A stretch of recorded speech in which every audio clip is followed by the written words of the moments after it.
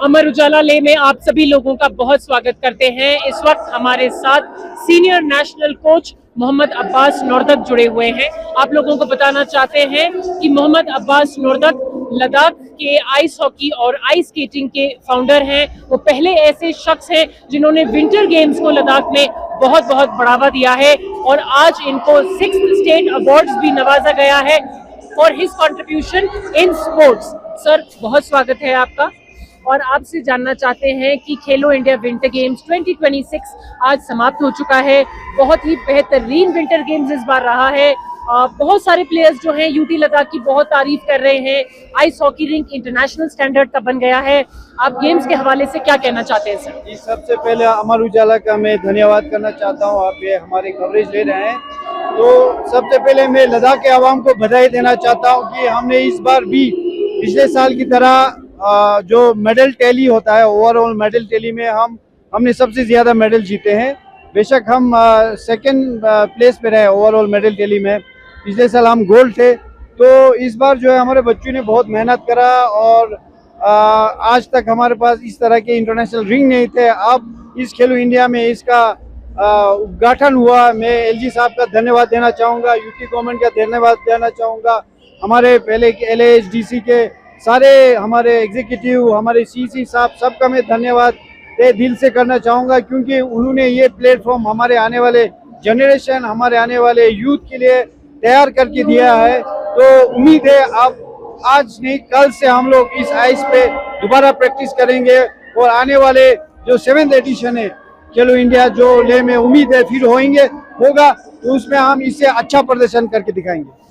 Sir, आपसे पूछना चाहती हूँ कि बिफोर खेलो इंडिया विंटर गेम्स तो 2020 में खेलो इंडिया विंटर गेम्स शुरू हुए हैं, उससे पहले विंटर गेम्स का कोई अस्तित्व नहीं था। खेलो इंडिया विंटर गेम्स ने पूरा इतिहास बदल दिया है विंटर गेम्स का, जिससे प्लेयर्स को इतना बढ़ावा मिला हो, चाहे वो हिमाचल से हो, लद्दाख से हो, कहीं से भी हो। आप क्या समझते हैं सर कि खेलो इंडिया विंटर गेम्स एक प्लेयर की लाइफ में कितना जरूरी है और वहां से उसको आगे बढ़ने के कितना स्कोप है? जी, सबसे पहले मैं हमारे honourable prime minister Narendra Modi ji का धन्यवाद करना चाहूँगा कि उन्होंने इस खेलो इंडिया का इनिशिएट लिया। उन्होंने एक विजन अपना रख के हमारे जो भारत के खिलाड़ियों के लिए इस तरह के एक स्टैंडर्ड बहुत अच्छा एक प्लेटफॉर्म दिया है। इससे पहले था नहीं। और जहाँ तक खेलो इंडिया फर्स्ट की बात करूँ, वो पहले गुलमर्ग में हुआ था, फिर सेकेंड थर्ड वहाँ पे हुआ था। मैंने सेकेंड से शुरू करा और लद्दाख से सिर्फ 4 बच्चे थे, तब हमें कोई मेडल नहीं मिला तब। फिर उसके बाद दूसरा खेलो इंडिया गुलमर्ग में ही हुआ, हमें उसमें 1 ब्रॉन्ज मेडल मिला। तीसरे में फिर गए हम लद्दाख के, उसमें मैंने बच्चियों को, लड़कियों को भी शामिल करी। उनको कुछ महीने मुझे मिला मौका ट्रेनिंग करने का, हमने 3 ब्रॉन्ज मेडल जीते। फिर 4th, 5th, 6th जो लद्दाख में हुआ, 4th में हमने ओवरऑल मेडल टैली में हम 3rd प्लेस पे आए। 5th में जो पिछले साल हुआ उसमें हम चैंपियन रहे। हमारे गोल्ड मेडल का जो तादाद ज्यादा था। और इस बार 6th खेलो इंडिया में भी हमने बहुत कोशिश करी कि जो चैंपियन हम पिछले साल के थे उसको रिटेन करें। तो उसमें हमने बहुत कोशिश करके मतलब कुछ पॉइंट उससे हमारा गोल्ड मेडल मिस हुआ। यही स्पोर्ट्स में सिखाया जाता है बच्चों को, यही एक स्पोर्ट्स सिखाता है कि आपको ऊपर नीचे जिंदगी में जब होता है तो उसको कैसे हैंडल करना है, उसको हंस के एक्सेप्ट कैसे करना है। ये एक बहुत बड़ी सीख है जिंदगी में, तो यही स्पोर्ट्स सिखाते हैं। तो मुझे उम्मीद है कि आने वाले इस रिंग को हम अभी शुरू करेंगे। यहाँ पे ट्रेनिंग हमें अब पूरे साल मिलेगा, जो कि पहले हमें सिर्फ 2 महीना मिलता था। और हम लगे हैं, मेरा विजन है 2028 जो हमारा यूथ ओलंपिक होने जा रहा है इटली में, तो मैं उसकी तैयारी मैं कहूँगा कल से मैं शुरू करूँगा। और मैं सारे यूथ, लद्दाख के जितने भी यूथ या जो स्पोर्ट्स में रुचि रखना चाहते हैं या करियर बनना चाहते हैं या ओलंपियन बनना चाहता है, तो वो मेहरबानी करके आए, आइस हॉकी खेले, स्पीड स्केटिंग करे, फिगर स्केटिंग करे। इस बार एक अच्छी बात ये भी हुई कि इस खेलो इंडिया 6th एडिशन में फिगर स्केटिंग को भी शामिल करा। तो हमारे लद्दाख के 2 बच्चे हैं जो फिगर स्केटर थे, वो उन्होंने 2 मेडल लाए फर्स्ट टाइम खेल के। तो इससे हमारा जो मेडल का तादाद बढ़ गया। तो यूटी में कहूँगा अभी ओवरऑल उसमें silver medal, 2nd podium finish करा हमने, तो बहुत बड़ी बात मैं समझता हूँ। Thank you sir. सर कुपुक्स पॉन्ड को प्रमोट करने में, उसको बढ़ावा देने में आपका बहुत बड़ा योगदान है। हमने खुद देखा है कि कैसे रात रात भर आप लोगों ने उस रिंग को तैयार किया है। इस बार 333 मीटर का उसकी डायमीटर को लंबा किया गया है, more than last year. But उसमें भी कुछ अड़चने आई हैं, कुछ मुश्किलें आई हैं, मौसम खराब रहा, बर्फ गिर गई, विंड स्पीड बहुत ज्यादा थी। तो गुपुक्स पॉन्ड एक नेचुरल पॉन्ड जिसके ऊपर बाहर से स्पीड स्केटर्स आके परफॉर्म किए हैं, कितना चैलेंजिंग रहा सर? और अगर हम गुपुक्स की बात करें तो नेक्स्ट ईयर और क्या चेंजेस देखेंगे हम? जी, जो हमने इस बार लॉन्ग ट्रैक का जो एक ओलंपिक में या वर्ल्ड चैंपियनशिप में एक डिस्टेंस होता है वो 400 मीटर का होता है। तो मेरा एक्चुअली इरादा यही था कि मैं 400 करूं। मैं उसके लिए काफ़ी लोगों से, हमारे यूटी गवर्नमेंट से भी, जो हमारे फॉरेस्ट डिपार्टमेंट है जिन्होंने वहाँ गुपुक्स में पानी डाला, तो उन्होंने पूरा 4-5 दिन से वो पानी लिफ्ट करके रिवर से गुपुक्स को थोड़ा और पानी भराया उसमें, ताकि उसका लेवल हाई हो और हमें आइस ज़्यादा मिले। तो इस बार मैंने पूरा रिसर्च किया, पूरा मेजरमेंट करके मुझे मैक्सिमम जो है 333 मीटर का मिला, जो कि एक इंटरनेशनल आईएसयू स्टैंडर्ड का है।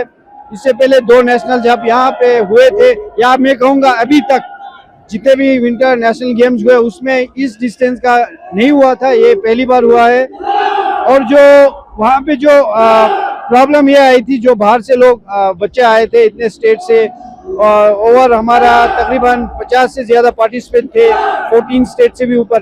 तो उनको दिक्कत ये आ रही थी कि हमें आइस का कंडीशन जो है वो थोड़ा कहीं कहीं कॉर्नर पे जगहों पे रफ मिला, और मैंने कोशिश करी। दूसरी बात, मैंने एक ह्यूमन जर्मनी करके मैंने एक और इजाद करा, जिसमें हम पानी डाल के आइस रीसरफेस को धीरे धीरे से पीछे से उसको रीसरफेस कर सकते हैं। और हमने करा, 3-4 दिन रात भर बैठे, तो उसका रिजल्ट अच्छा आ रहा था। लेकिन क्योंकि वो पॉन्ड है, तो वो गर्म पानी डालने के बाद पॉन्ड का पानी धीरे धीरे क्रैक होके नीचे जा रहा था, तो इसलिए थोड़ा चैलेंजिंग था। और साथ में जब कंपटीशन करते थे, तो जो बाहर के जो इंटरनेशनल प्लेयर हैं, जो बहुत सारे जो यूरोप में, अमेरिका, कनाडा में भी ट्रेन करते हैं, वो सब आए इस बार। और जिनमें से मैं जब टीम इंडिया को लेके एशियन विंटर गेम्स, जो बहुत बड़ा एक टूर्नामेंट है, हुआ था हार्बिन चाइना में, जिसमें हमारा फर्स्ट टाइम इंडिया से पूरे इवेंट लेके गए। फिगर स्केटर्स थे इंडिया के, लॉन्ग ट्रैक में पूरे थे, शॉर्ट ट्रैक के पूरे थे। तो हमारा पूरा एक टीम वहाँ गया था, जिसमें मैं कोच था सीनियर टीम का। अनफॉर्चुनेटली लद्दाख से कोई नहीं गए, क्योंकि अंडर एज थे, सारे जूनियर थे।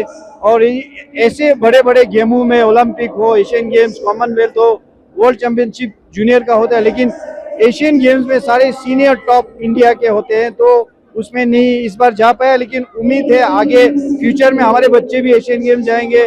और मेरा जो टारगेट, जैसे मैंने आपको बताया, विंटर ओलंपिक, उसकी भी तैयारी कर रहा हूँ, जो सिर्फ 2 साल मेरे पास बचा है। उसके लिए मैं ये जो हमारा NDS आइस रिंक है, इस पे जितना हो सके, जितना टाइम हमें मिले, बच्चों की पढ़ाई वढ़ाई सबको देख के मैं इसमें ट्रेनिंग शुरू करूँगा। और कोशिश करेंगे आगे हमारा बच्चा जो है विंटर ओलंपिक में भी सिलेक्शन हो। जी सर, हमारे साथ बात करने के लिए बहुत शुक्रिया आपका, और विंटर ओलंपिक्स के लिए आपको ऑल द बेस्ट।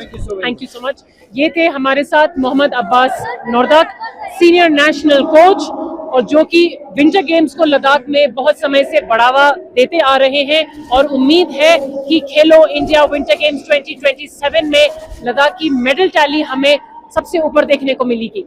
आपके राज्य की खबरें, आपके शहर की खबरें सबसे पहले जानने के लिए देखते रहें अमर उजाला।